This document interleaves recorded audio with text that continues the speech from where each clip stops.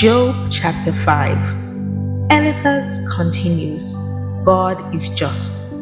Call if you will, but who will answer you? To which of the holy ones will you turn? Resentment kills a fool, and envy slays the simple.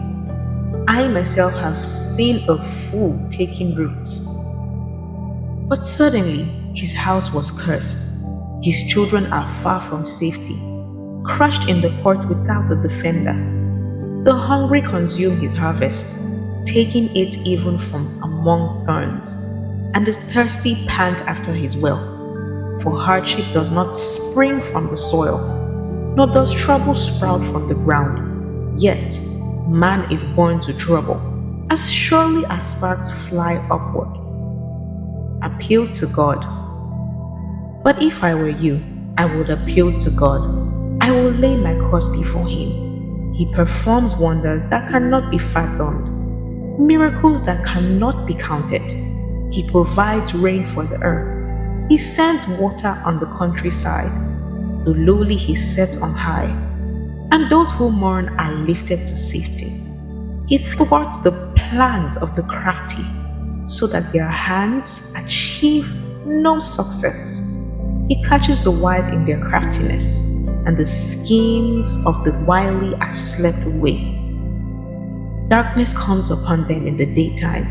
At noon, they grope as in the night. He saves the needy from the sword of their mouth. He saves them from the clutches of the powerful. So the poor have hope, and injustice shuts its mouth.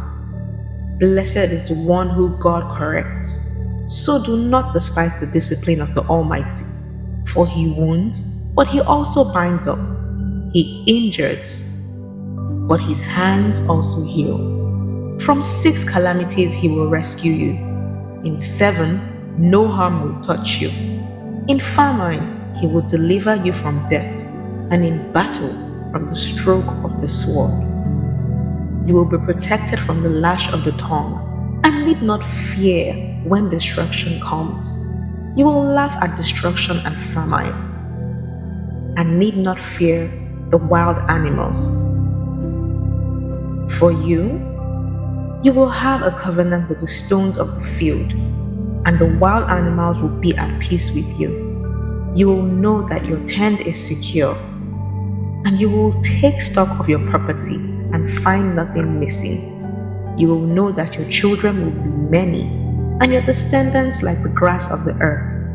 You will come to the grave in full vigor, like sheaves gathered in season. We have examined this, and it is true. So hear it and apply it to yourself. Job chapter 6. Job replies, my complaint is just. If only my anguish could be weighed, and all my misery be placed on the scales, it would surely overweigh the sand of the seas. No wonder my words have been impetuous. The arrows of the Almighty are in me. My spirit drinks in their poison. God's terrors are marshaled against me. Does a wild donkey bray when it has grass? Or an ox bellow when it has fodder? Is tasteless food eaten without salt? Or is there in the sap the flavor of the mallow? I refuse to touch it. Such food makes me ill. Job's plea to God. Oh, that I may have my request, that God will grant what I hope for, and God will be willing to crush me, to let loose his hand and cut off my life. Then I would still have this consolation, my joy in unrelenting pain. And I had not denied the words of the Holy One. What strength do I have that I should hope? What prospects that I should be patient? Do I have the strength of stone? Is my flesh bronze? Do I have any power to help myself? Now that success has driven from me. A friend's duty. Anyone who withholds kindness from a friend forsakes the fear of the Almighty. But my brothers are as undependable as intermittent streams.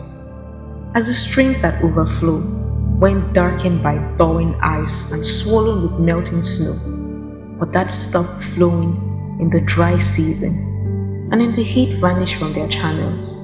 Caravans turn aside from their routes. They go off in the wasteland and perish. The caravans of Tema look for water. The traveling nations of Sheba look in hope. They are distressed because they have been confident. They arrive there only to be disappointed. Now, you too have proved to be of no help. You see something dreadful and afraid. Job's challenge to his friends. Have I ever said, give something on my behalf, pay a ransom for me from your wealth, deliver me from the hand of the enemy, rescue me from the clutches of the ruthless? Teach me and I will be quiet. Show me where I have been wrong. How painful are honest words. But what do your arguments prove? Do you mean to correct what I say and treat my desperate words as wind? You would even cast lots for the fatherless and batter away your friend. But now be so kind as to look at me. Would I lie to your face? Relent, do not be unjust. Reconsider, for my integrity is at stake. Is there any wickedness on my lips? Can my mouth not discern malice? Job chapter 7. My life has no meaning. Do not mortals have hard service on earth? Are not their days like those hired laborers? Like a slave longing for the evening shadows, or a hired laborer waiting to be paid. So I have been allotted months of futility, and nights of misery have been assigned to me. When I lie down, I think, how long before I get up? The night drags on, and I toss and turn until dawn. My body is clothed with worms and scabs. My skin is broken and festering. My days are swifter than a weaver's shuttle, and they come to an end without hope. Remember, O God, that my life is but a breath.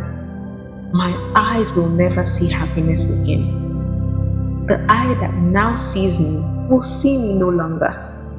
You will look for me, but I will be no more. As the cloud vanishes and is gone, so one who goes down to the grave does not return.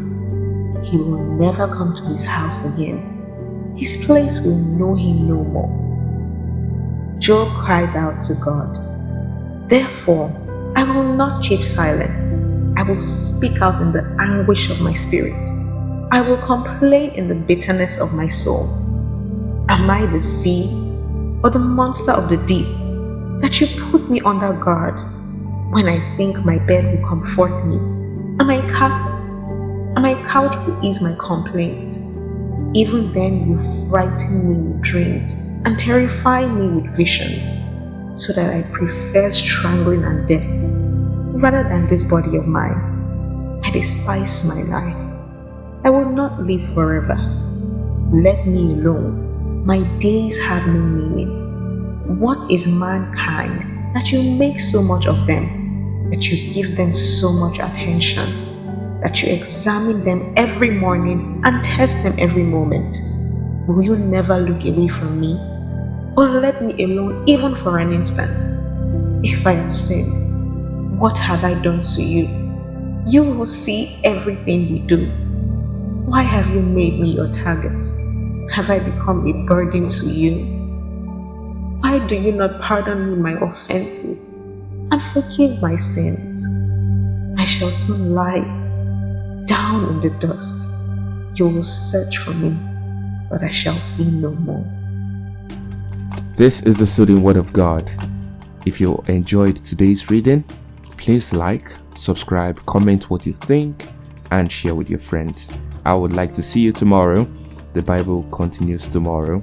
Same time, same venue. God bless you.